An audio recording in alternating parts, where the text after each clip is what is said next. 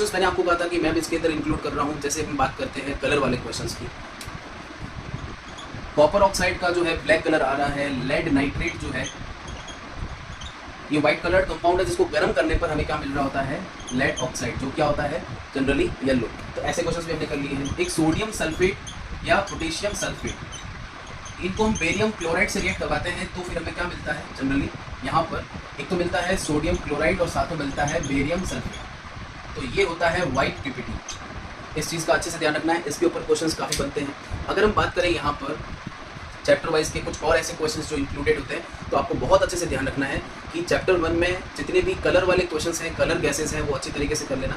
जैसे कि carbon dioxide जो है वो एक ऐसी गैस है जो फायर एक्सटिंग्विशर है, तो इसके टेस्ट को पूछ लिया कि कार्बन डाइऑक्साइड को आप आइडेंटिफाई कैसे करोगे, how to identify the presence of carbon dioxide. तो कार्बन डाइऑक्साइड एक ऐसी गैस है जो क्या है, फायर एक्सटिंग्विशर है, और जनरली ये गैस जो है आग बुझाने के तो काम आ ही रही है। बट अगर इस गैस को कैल्शियम हाइड्रोक्साइड मतलब कि स्लेक लाइम यानी कि लाइम वाटर, चूने के पानी में इसको डाल देंगे तो ये क्या कर देता है, उसको बिल्कुल मिल्की कर देता है, मतलब अपीयरेंस कैसी हो जाती है, मिल्की। तो कार्बन डाइऑक्साइड का टेस्ट जनरली मैंने आपको 2 बता दिए।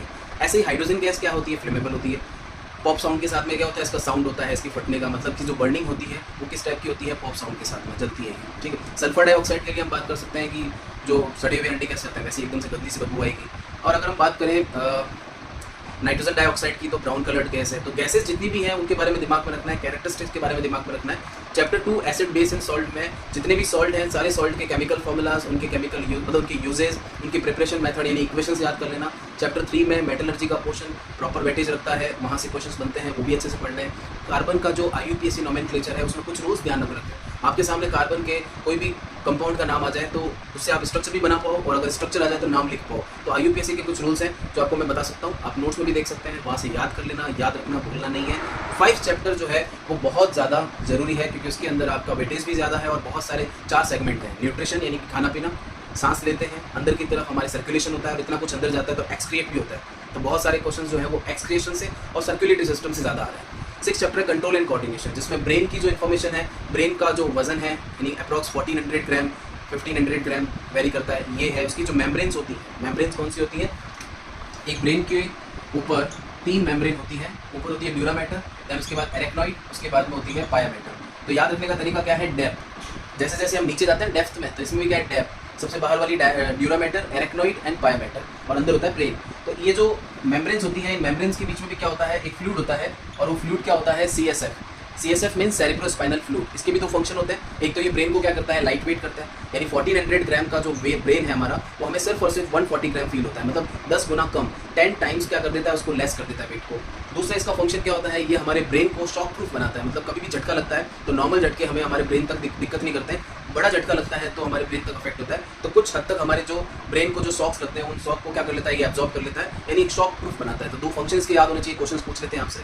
जितने भी हार्मोन्स हैं, उन सारे ग्लैंड्स के हार्मोन्स, उन सारी ग्लैंड्स की पोजीशन, उनका शेप, थायराइड ग्लैंड जैसे कैप लाइक शेप होता है, ऐसे करके बहुत सारी ग्लैंड्स के शेप हैं, उनके लोकेशंस हैं। कोई ब्रेन में है, कोई थोरैक्स पार्ट में है, कोई किडनी के ऊपर है, एड्रीनल, किडनी को तो रीनल बोलते हैं, तो एड्रीनल क्या हो गया, रीनल यानी किडनी, और किडनी के ऊपर मतलब ये क्या हो गया, एड्रीनल।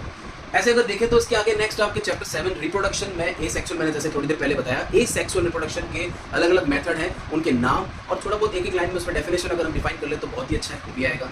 ठीक है।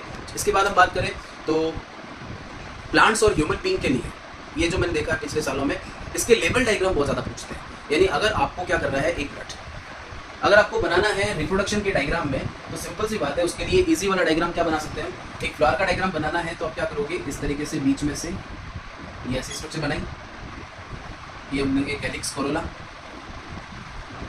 जिस पे टिका है, ये मेल पार्ट हो गया, इसका स्टेमन,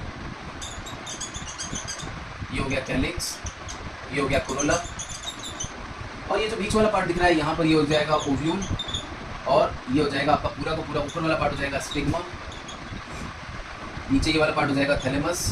तो आप देख रहे हो यहाँ पर एक तो बाहर वाला पार्ट हो गया कैलिक्स जो हमेशा ग्रीन होता है, इसकी यूनिट को बोलते हैं सेपल। कोरोला जो कि कलरफुल होता है, इसकी यूनिट को बोलते हैं पेटल। फिर अंदर की तरफ ये स्टेमन है, स्टेमन में ये है एंथर। फिर ये वाला पार्ट आप देख रहे हो, ये वाला पार्ट कौन सा हो गया, इस वाले पार्ट को क्या बोलते हैं, ये इसका पिस्टल पार्ट है, मतलब फीमेल रिप्रोडक्टिव सिस्टम। तो फ्लावर का डायग्राम हो या ह्यूमन बीइंग का मेल और फीमेल, इन दोनों डायग्राम को प्रॉपर तरीके से पढ़ लेना। क्वेश्चनिंग बहुत ज़्यादा यहाँ से होती है। मेंस्ट्रुअल साइकिल अभी थोड़ी देर पहले आया है, एक वर्ड, एक शॉर्ट फॉर्म होती है IUCD, intra uterine contraceptive devices. इसके अंदर जो मेथड है वो मेथड भी सर्जिकल, मेडिकल, ये जो भी मेथड इसके दे रखे हैं वो पढ़ के जाना। सर्जिकल मेथड में आपके ट्यूबेक्टोमी और वेसेक्टोमी, ये दो ऐसे मेथड हैं जिनको पूछा जाता है। तो ट्यूबेक्टोमी जो है वो एक सर्जिकल मेथड है जिसमें हम क्या करते हैं, जो फैलोपियन ट्यूब होती है उसको क्या कर देते हैं, टाई कर देते हैं, बांध देते हैं, जिससे क्या होता है स्पर्म्स आगे नहीं जाएंगे और ओवम से फर्टिलाइजेशन नहीं होगा। तो ये क्या करेगा, प्रेगनेंसी को प्रिवेंट करेगा। ऐसे ही वेसेक्टोमी जो है वो हमारी जो स्पर्म डक्ट होती है जिसको हम बोलते हैं वास डिफरेंस, तो वास डिफरेंस को टाई कर देते हैं, उसको बांध देते हैं, तो स्पर्म्स आगे नहीं आएंगे क्योंकि वो तो स्पर्म डक्ट है। स्पर्म्स आगे ही नहीं आएंगे तो फर्टिलाइजेशन कैसे होगा, तो प्रिवेंट क्या किसको करेगा, ये प्रेगनेंसी को करेगा। तो प्रेगनेंसी को प्रिवेंट करने के यानी कि एक तरीके से कॉन्ट्रासेप्शन के क्या है, ये मेथड है, सर्जिकल मेथड है। मेडिकल मेथड जो है मेडिसिन के वो है आई पिल्स वगैरह, तो जनरली इसको थोड़ा सा एक बार पढ़ लेना। हेरिडिटी में मोनोहाइब्रिड और डाईहाइब्रिड क्रॉस के जो फिनोटाइप और जीनोटाइप है इनको ढंग से पढ़ लेना, अच्छे से पढ़ लेना, क्योंकि इसमें से 100% क्वेश्चन आएगा, पक्का वाला आएगा। तो ज़्यादा इसमें कोई दिक्कत वाली बात नहीं है। कुछ छोटी छोटी टर्म्स होती हैं, एलील है, फैक्टर्स हैं, ऑफस्प्रिंग है, F1 जनरेशन है, F2 जनरेशन है, फिनोटाइप है, जीनोटाइप है, इन सबकी डेफिनेशंस पढ़ लेना अच्छे से।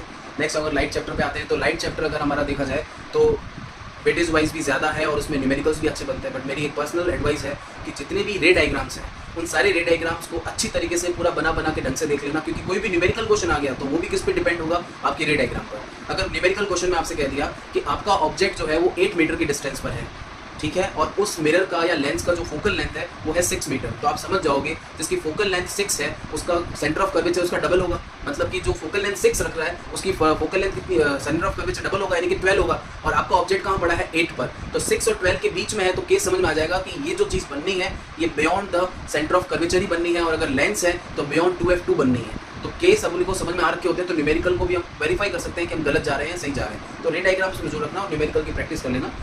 ह्यूमन आई वाले चैप्टर मैंने कह दिया ना, ह्यूमन आई का स्ट्रक्चर और उसके कुछ छोटे छोटे पार्ट्स हैं, उनके डेफिनेशंस पढ़ लेना अच्छे से। पावर ऑफ अकोमोडेशन है। इसके बाद अगर हम बात करें तो 3 फिनोमेना है, एक प्रिज्म का, 2 फिनोमेना प्रिज्म के हैं, एक स्कैटरिंग का और एक है एटमॉस्फेरिक रिफ्रैक्शन का।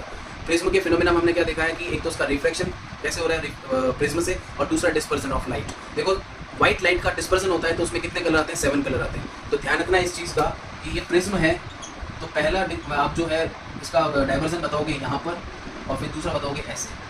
कुछ बच्चे क्या करते हैं, इस टाइप का प्रिज्म बनाते हैं, यहाँ पर लाते हैं, फिर ऐसे फुलझड़ी बना देते हैं। फुलझड़ी नहीं बनानी है, अपने को क्या करना है, जैसे ही व्हाइट लाइट आएगी वो व्हाइट लाइट इस तरीके से आपके क्या होगी, टूटेगी, और 7 कलर में टूटेगी।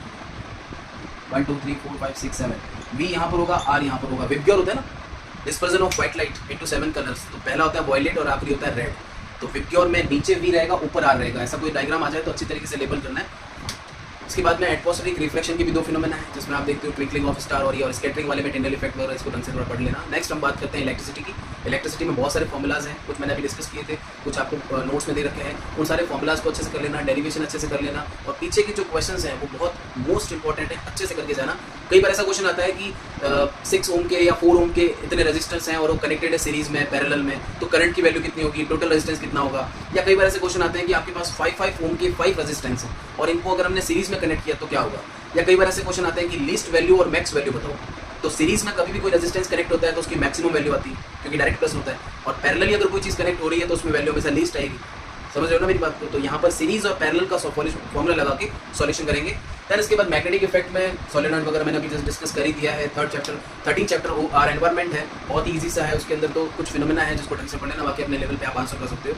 मुझे पता है कि मेरे चैंपियंस जो है बहुत होशियार है, तो मेरी बहुत सारी शुभकामनाएं हैं। जैसा कि मैं हर बार बोलता हूँ, सबको मेरी तरफ से अभी के लिए अनलिमिटेड, यानी कह सकते हैं ना कि 15 GB कह दो या 25 GB कह दो, मेरा आशीर्वाद है कि अच्छे से करना है, बढ़िया करना है, जम के करनी है तैयारी और लाने हैं अच्छे मार्क्स, क्योंकि अब है हमारे पास ऑनलाइन क्लास। अब ऑनलाइन क्लास को मैं ज़्यादा आगे नहीं बढ़ा पाया, बट कुछ वीडियोस में टाइम टू टाइम कभी ना कभी मैंने डाले हैं।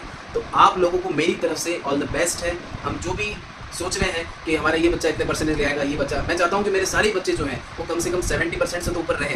बट कुछ बच्चों से मुझे उम्मीद रहती है कि वो बच्चे 95 से भी अबव और 100 मार्क्स लेके हैं।